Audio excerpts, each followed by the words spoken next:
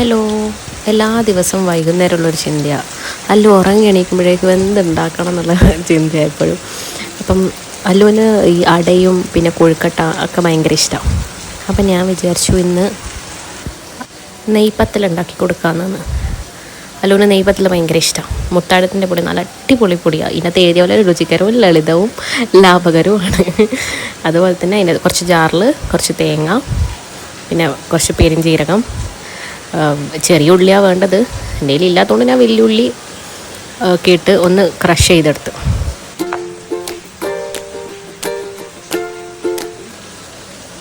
ഈ ഒരു രീതിയിൽ ചെറുങ്ങനൊന്ന് ക്രഷ് ചെയ്തെടുത്തു. അപ്പോഴേക്കും പപ്പക്കും മോനും പുറത്തു പോകണമെന്ന് പറഞ്ഞിട്ട് അവരെന്താളും പുറത്തുപോയി. അങ്ങനെ ഒരു ബൗളെടുത്തിട്ട് അതിൻ്റെ അകത്ത് കുറച്ച് ഈ പൊടിയും, നല്ല പൊടിയാണേ, കുറച്ച് ഈ പൊടിയും കുറച്ച് ഉപ്പ് ഇട്ട് നല്ലോണം കുഴച്ചെടുക്കാം. അത് കഴിഞ്ഞ ശേഷം ക്രഷ് ചെയ്ത തേങ്ങയും അതൊക്കെ കൂടെ ഈ മാവിലേക്കിട്ട് പിന്നെ ഒന്നുകൂടെ കുഴച്ച് നന്നായി സെറ്റാക്കി എടുക്കുക.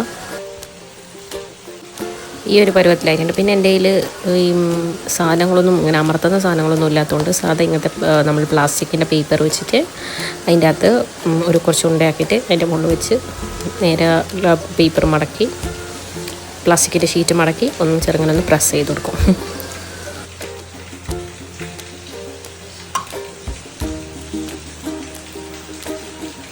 അങ്ങനെ ഓരോന്നോരോന്ന് ഇതേപോലെ ചെയ്ത് ഗ്യാസൊക്കെ ഓൺ ചെയ്ത് എണ്ണയൊക്കെ ഒഴിച്ചൊന്ന് തിളക്കാൻ വെക്കാം.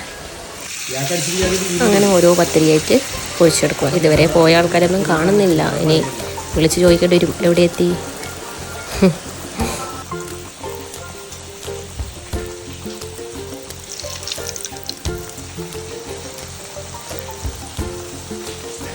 അങ്ങനെ ഓരോന്നോരോന്നായി. നല്ല മഴയുണ്ട് പുറത്ത്.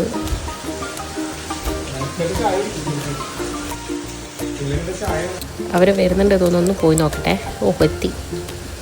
എന്തൊക്കെയോ സാധനങ്ങളുണ്ട് കൈമേൽ.